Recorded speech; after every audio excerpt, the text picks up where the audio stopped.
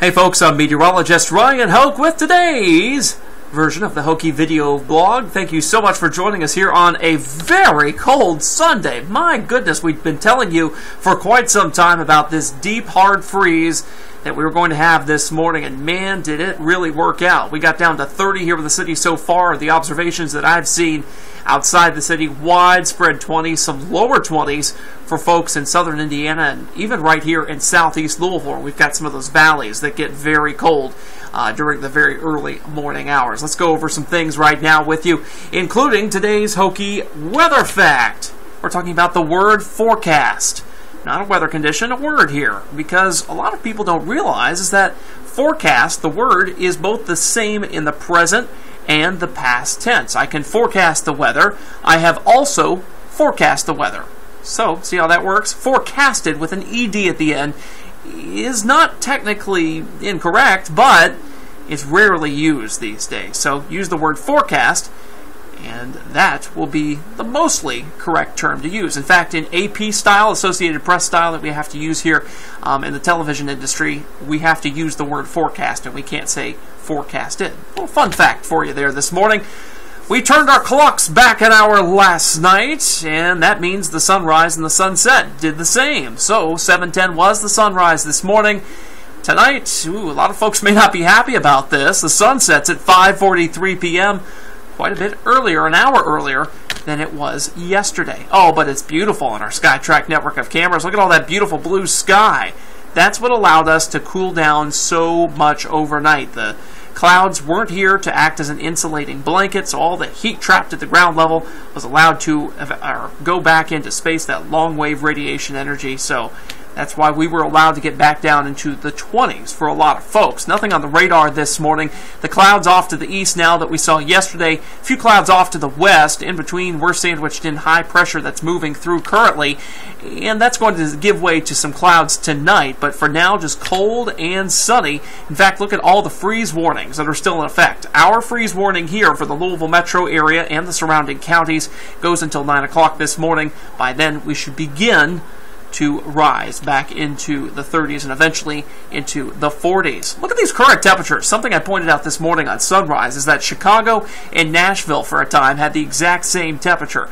Quite a bit of difference there. Same temp. Jackson, Mississippi still at 31, just above freezing, in Knoxville at 33 degrees. So you can see where this axis of cooler air, where the clouds aren't around and we've got the high pressure, is set up over really just the Midwest and the Deep South as we went through the overnight hours. Currently here in the metro, we're at 31. That's up a degree from last hour when we saw 30 here at the city, 26 in Fort Knox. North Vernon, Paoli both got down to 21 this morning. They're sitting at 23 degrees each. The Jack-O-Lantern Spectacular continues for one final night at Iroquois Park. It starts at 7 o'clock tonight, so if you haven't gone out there to see it, well, this is your last night to do so. Weather will be starting out in the 40s. We'll have a few clouds to start out with. Those will increase as we go through the night. We end up around 39 degrees as you're packing up and heading back after that. All right, temperatures in the 60s. They're on the way, as we've been telling you, as we go throughout your Monday, your Tuesday, even into your Wednesday, potentially. That's where we should be for this time of year. All this cool weather that we've had, pretty abnormal for this time of year here at the start of November. Over the next several days, here's the temperature trend. We get up to 52 today. There's that round of 60s for Monday, Tuesday, possibly even Wednesday. But behind that, some cooler weather. And this is where we get a fly in the ointment. Let's talk about what gives us the cooler weather first. And that's a cold front that'll be moving through as we head throughout your Tuesday night into your Wednesday. Tuesday by 8 o'clock, rain's at our doorstep off to our west. We get some rain in here as we go throughout your Wednesday morning. Indications have really slowed down the timing of this rain. It'll get here still Tuesday night into early Wednesday, but how long it sticks around is what has been affected. And it looks like this front may try to stall out around central Kentucky as we go throughout the day on your Wednesday, giving us continued rain chances on the Kentucky side of the river, even into the early evening. We'll see how that pans out. That's the trend right now. It's not going to be a big deal, just some rain. May see a batch or two of some moderate to maybe heavier rain, but it won't last all too long. Flooding problems, I don't think, will be around. Here's that fly in the ointment, though. So we get the warmth as we go throughout your Wednesday. Here comes the front on Tuesday. You can see that we've got this pocket of cold air up here, but something is going to be coming in behind it to reinforce.